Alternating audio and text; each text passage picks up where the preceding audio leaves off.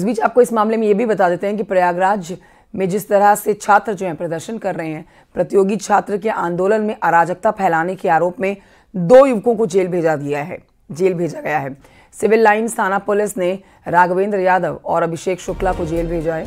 आयोग के सामने लगी हुई होर्डिंग फाड़ने का आरोप इनके ऊपर है। सरकारी काम में बाधा डालने और प्रतियोगी छात्रों को भड़काने का भी मामला इनके ऊपर दर्ज किया गया है। दोनों पर सिविल लाइन्स थाना की पुलिस ने केस दर्ज कर लिया है।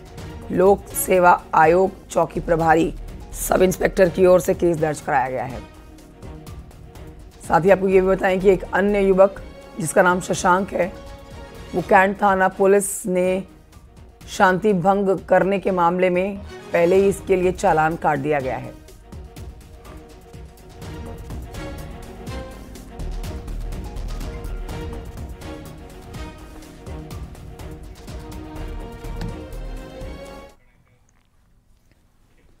और आइए बढ़ते हैं आगे, कुछ और खबरें आप तक पहुंचाते हैं। बड़ी खबर जहां पर मुख्यमंत्री योगी आदित्यनाथ की सरकार की तरफ से एक बड़ी कार्रवाई की गई है। एक आईएएस और 3 पीसीएस अफसर निलंबित किए गए हैं।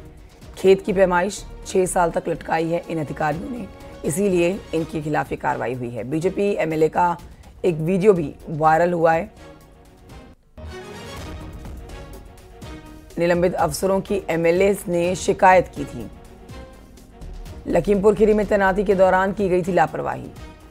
लखीमपुर खीरी के सदर बीजेपी विधायक योगेश वर्मा का 24 अक्टूबर को सोशल मीडिया पर एक वीडियो वायरल हुआ था।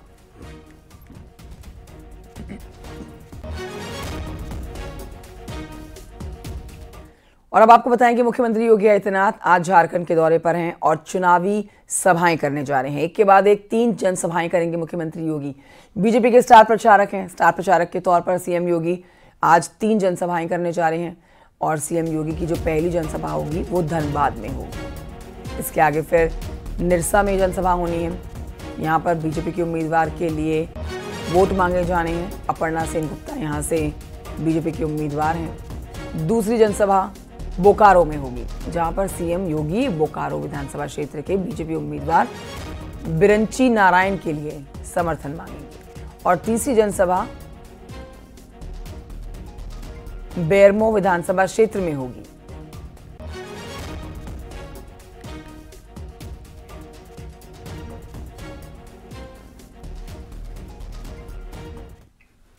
खबर अलीगढ़ से है, जहां की खैर विधानसभा के उपचुनाव में राज्य मंत्री रघुराज सिंह ने एक बड़ा बयान दिया और उनकी तरफ से कहा गया है कि बड़े बड़े कृषि मुनियों ने ये लिखा है, सिर्फ हिंदुत्व बचेगा, बाकी सब साफ होगा। तो ये बड़ा बयान उनकी तरफ से कहा गया। 200 करोड़ विश्व की आबादी में केवल 100 करोड़ लोग बचेंगे। जहां श्री राम और श्री कृष्ण का जन्म हुआ, विश्व में भगवान ने कहीं जन्म नहीं लिया, सिर्फ यूपी में जन्म लिया। ये लड़ाई एमएलए एमपी की नहीं है, हिंदुस्तान की रक्षा और बहन बेटियों की सुरक्षा की है। 2038 तक में आज आपको मंच से घोषणा कर रहा हूं, विश्व युद्ध होगा। बड़े बड़े ऋषि मुनियों ने लिखा है और केवल हिंदुत्व बचेगा, बाकी सब साफ होगा। 200 करोड़ विश्व की आबादी है, केवल 100 करोड़ लोग बचेंगे जहां भगवान राम भगवान कृष्ण ने जन्म लिया। विश्व में भगवान ने कहीं जन्म नहीं लिया, केवल उत्तर प्रदेश में जन्म लिया। Uttar Pradesh heart of earth है, पृथ्वी का हृदय है, heart of earth. Bulldozer action पर सुप्रीम कोर्ट ने जो गाइडलाइंस जारी किए हैं, उनको लेकर राजनीति तेज हो गई है। सुप्रीम कोर्ट का फैसला देश में हो रहे बुलडोजर एक्शन पर आया है। देखिए, जिसमें कोर्ट ने साफ कर दिया है कि अपराधी होने के कारण किसी का घर नहीं गिराया जा सकता। बुलडोजर एक्शन पर सुप्रीम कोर्ट ने क्या गाइडलाइंस जारी की है, देखिए इस रिपोर्ट में।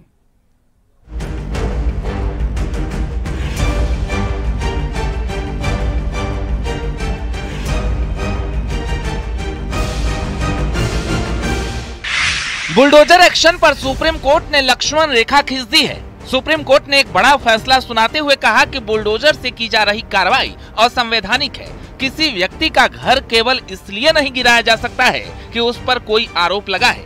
कोर्ट ने कहा कि आरोपों पर फैसला न्यायपालिका का काम है, कार्यपालिका का नहीं। ये बहुत ऐतिहासिक फैसला है ये अपने आप में। एक बुलडोजर एक चुनावी प्रक्रिया का सिंबल बन गया था, एक इनजस्टिस का सिंबल बन गया था, उसको रोक दिया गया है।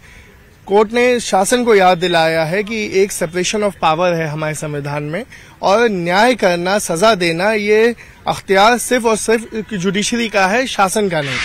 हालांकि सुप्रीम कोर्ट ने यह भी साफ किया है कि ये गाइडलाइंस अवैध तरीके से किए गए कब्जे पर लागू नहीं होगा, लेकिन अगर घर गिराया जाता है तो अधिकारी को साबित करना होगा कि यही आखिरी रास्ता था। जब तक कोई दोषी करार नहीं दिया जाता है तब तक वो निर्दोष है।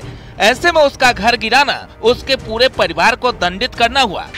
सुप्रीम कोर्ट के गाइडलाइंस के मुताबिक आरोपी होने पर किसी का घर नहीं गिरा सकते, बिना मुकदमा के घर तोड़कर सजा नहीं दी जा सकती। बुलडोजर एक्शन के लिए 15 दिन का नोटिस देना होगा, रजिस्टर्ड डाक से नोटिस भेजना होगा और गिराने वाले घर पर भी नोटिस चिपकाना होगा। नोटिस के बिना घर नहीं गिराया जा सकता। कलेक्टर और डीएम को नोटिस की जानकारी होनी चाहिए। एक्शन की पूरी जानकारी नोटिस में होनी चाहिए। अवैध तरीके से अगर घर तोड़ा जाता है तो उसे मुआवजा मिले। गलत कार्रवाई करने वाले अधिकारियों को सजा मिलनी चाहिए। सरकारी शक्तियों का दुरुपयोग नहीं हो सकता। सुप्रीम कोर्ट ने अपने फैसले की शुरुआत में कहा, अपना घर हो, अपना आंगन हो, इस ख्वाब में हर कोई जीता है। इंसान के दिल की ये चाहत है कि एक घर का सपना कभी न छूटे। इसके बाद सुप्रीम कोर्ट ने बुलडोजर एक्शन के लिए गाइडलाइंस जारी किए कि क्या इस तरह के और वायलेशंस हैं या एक सिंगल वायलेशन है। जब उस वायलेशन को आप डिटरमिन कर रहे होंगे तो उस प्रोसेस में आप ये देखेंगे कि क्या ये कंपाउंड हो सकता है। इसका मतलब ये हुआ कि क्या उसका हर्जाना देकर अथॉरिटी को इसको रेगुलराइज किया जा सकता है। दूसरी चीज ये देखेंगे कि क्या वो पार्शियल इंक्रोचमेंट है, घर का कुछ हिस्सा इंक्रोच्ड है, बाकी हिस्सा रेगुलर है, या फिर आप फाइनली तब देखेंगे कि नहीं ये सब करके नहीं हो सकता, फाइनली तोड़ना ही पड़ेगा। तो उस बैकग्राउंड में आप ये फैसला लेंगे कि इस घर को तोड़ना है। फिर ये डिसीजन जाएगा कलेक्टर के पास। कलेक्टर उस पर नोडल ऑफिसर अपॉइंट करेगा। जो एग्रीव्ड पर्सन है उसको नोटिस दिया जाएगा। उत्तर प्रदेश, मध्य प्रदेश और राजस्थान में लगातार बुलडोजर एक्शन के बाद जमीयत उलेमाए हिंद ने सुप्रीम कोर्ट में याचिका लगाई थी। आरोप लगाया था कि बीजेपी शासित राज्यों में मुसलमानों को निशाना बनाया जा रहा है और बुलडोजर एक्शन किया जा रहा है। हालांकि केंद्र सरकार ने दलील दी थी कि किसी की भी प्रॉपर्टी सिर्फ इसलिए नहीं गिराई गई है क्योंकि उसने अपराध किया है। आरोपी के अवैध अतिक्रमण पर कानून के तहत एक्शन लिया गया है। अब सुप्रीम कोर्ट के गाइडलाइंस के बाद इस पर राजनीति भी तेज हो गई है। Bureau report, news 18।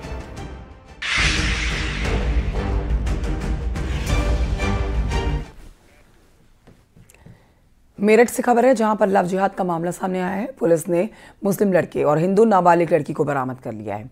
दरअसल 7 दिन पहले लड़का लड़की को बुर्का पहना कर ले जाता है और सीसीटीवी में दिखाई भी देता है। ये घटना सामने आने पर हिंदू संगठनों में गुस्सा है।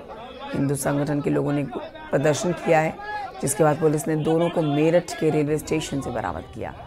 ये घटना थाना इंचौली क्षेत्र की है। नाबालिग लड़की को नाजिम नाम के युवक ने बहला फुसलाकर प्रेम जाल में फंसाया। जी, इसमें इंचौली थाना क्षेत्र में एक युवती को एक युवक भगाकर ले गया था, जिसको लेकर कि क्षेत्र में काफ़ी तनाव व्याप्त था। इस पर पुलिस बल तत्काल टीमें लगी और जो युवक और युवती हैं उनको बरामद किया गया है। जो युवक हैं उसके विरुद्ध विधिक कार्रवाई करते हुए माननीय न्यायालय में प्रस्तुत किया जाएगा और युवती का मेडिकल करवा माननीय न्यायालय के समक्ष बयान करवाए जाएंगे। और ये बड़ी खबर आपको बताते हैं, लखनऊ से बड़ी खबर आ रही है जहां पर आतंकी गतिविधि में शामिल 2 दोषियों को सजा का ऐलान किया गया है। मोहम्मद इनामुल हक और शकील अहमद को सजा का ऐलान किया गया है। एटीए स्पेशल कोर्ट ने 10-10 साल की सजा इन दोनों को सुनाई है। दोषियों पर 30-30 हजार रुपए का जुर्माना भी लगाया गया है। बड़ी खबर आपको बता रहे हैं। देखिए, दोनों पर आरोप हैं। मोहम्मद इनामुल और उसका साथी ये आतंकी साजिश रचने और आतंकवादियों की भर्ती की कोशिश में जुटे हुए थे। दोनों अल-कायदा नामक संगठन से प्रभावित थे।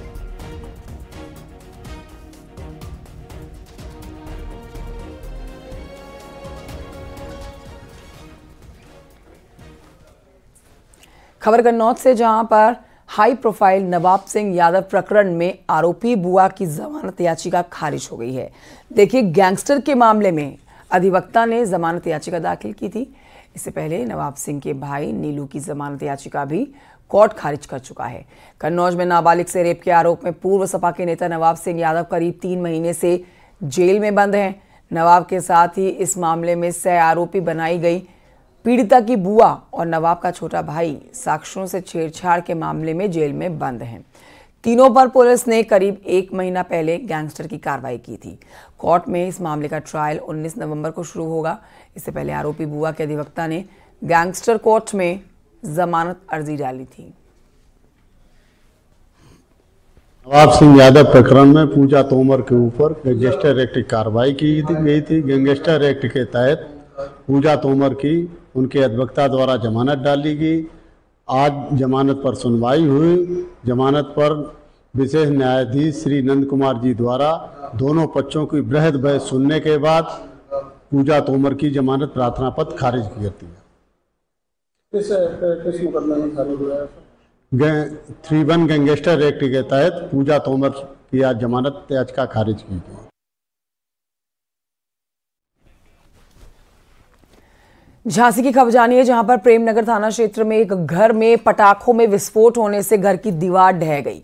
पटाखे में हुए विस्फोट के बाद मौके पर पहुंची पुलिस के अधिकारियों की टीम, जो जांच पड़ताल में जुट गई। जांच में पता चला कि यह हादसा घर में रखे पटाखों में आग लगने से हुआ है। इस हादसे में 2 लोग घायल हुए हैं। पुलिस मामले की जांच कर रही है।